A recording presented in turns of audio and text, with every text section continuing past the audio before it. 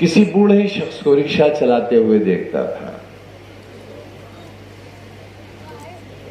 सियासत की शुरुआत बहुत अच्छे माहौल में नहीं हुई। मुल्क में इमरजेंसी लगी, आपातकाल जिसे कहा गया। मिसेस इंदिरा गांधी हिंदुस्तान की वजीर आजम थी और मैं अलीगढ़ मुस्लिम यूनिवर्सिटी में वकालत की बड़ी डिग्री पढ़ रहा था।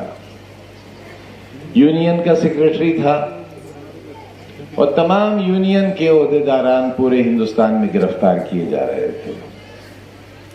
उस वक्त मैं भी गिरफ्तार हुआ और अलीगढ़ की जेल में, ये बड़ा मेरे नसीब के साथ अजीब इत्तेफाक है कि जब जिंदगी की शुरुआत हुई तब भी बहुत सख्त हुई और जब जिंदगी इस मरहले में है तब भी इम्तिहान बहुत सख्त है।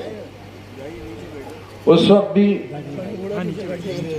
मुझे तकरीबन 40 दिन एक ऐसी कोठरी में रखा गया जो जमीन में ज्यादा थी और सिर्फ रोशनदान की जगह थी जो जमीन के ऊपर थी। और इस कोठरी में कभी एक बड़ा नामवर डाकू, सुंदर डाकू रखा गया था जिसका हुकूमत ने बाद में एनकाउंटर कराया था। मैं नहीं जानता कि मेरे साथ उस वक्त की कांग्रेस पार्टी ने या सरकार ने ऐसा क्यों किया।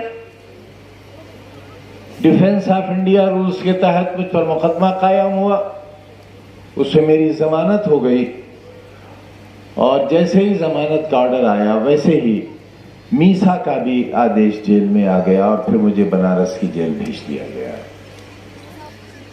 लेकिन 2.5 साल का अरसा ही गुजरा था कि हिंदुस्तान के लोग अपने पर हुए इमरजेंसी के जुल्म को भूल गए। क्या जुल्म था इमरजेंसी का? मिसेस इंदिरा गांधी के एक बेटे ने कहा तुर्कमान गेट को देखकर कि यह छोटा पाकिस्तान मुझे बर्दाश्त नहीं होता।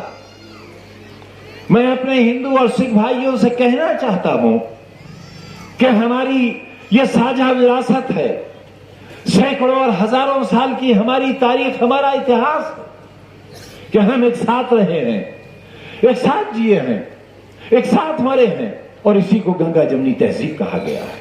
लेकिन आज ये एक जुमला होकर रह गया, सच्चाई नहीं रह गई। और नतीजा क्या हुआ? नतीजा यह हुआ कि तुर्कमान गेट पर सारी सड़क खून से नहा दी गई। देशबंदी के नाम पर बहुत ज्यादती हुई लोगों के खिलाफ। न जाने कैसे ऐसे वाकयात हुए जिनका जिक्र आज यहां करने से आपका दिल दुखेगा।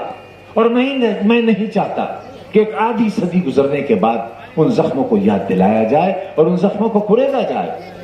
लेकिन देखो साथियों, मैं हमेशा कहता हूं कि मालिक कहता है कि इंसाफ करो, जमीन वालों के साथ इंसाफ करो, और अगर तुम इंसाफ नहीं करोगे तो फिर हम इंसाफ करेंगे, और जब हम इंसाफ करेंगे तो तुम उसे बर्दाश्त नहीं कर सकोगे। जानते हो क्या हुआ? मिसेस इंदिरा गांधी का वही बेटा जिसने नसबंदी के नाम पर हर जुल्म किया था, जहाज से उड़ा था और जब जमीन पर गिरा था तो मां अपने बेटे की शक्ल नहीं पहचान पाई थी। लेकिन इमरजेंसी की जेल में और आज के इस दौर में एक बुनियादी फर्क है। इमरजेंसी होने के बावजूद भी मुल्क में इस बात की उम्मीद बाकी थी कि लोकतंत्र वापस आएगा।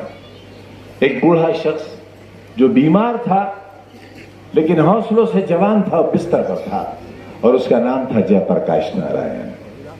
उन्होंने अपने बिस्तर से एक इनकलाबी नारा दिया कि निजाम बदल दो, जो निजाम इंसानों को इंसाफ न दे सके, जो सरकार दस्तूर की पासदारी न कर सके, संविधान की हिफाजत न कर सके, पूरे मुल्क को कैदखाना बना दे, एक ऐसी सरकार को पलट देना चाहिए। और एक बूढ़े आदमी के कहने पर हिंदुस्तान की सियासत का तख्ता पलट गया और हिंदुस्तान की इस तरह सियासत बदली कि कांग्रेस का हिंदुस्तान से सफाया हो गया।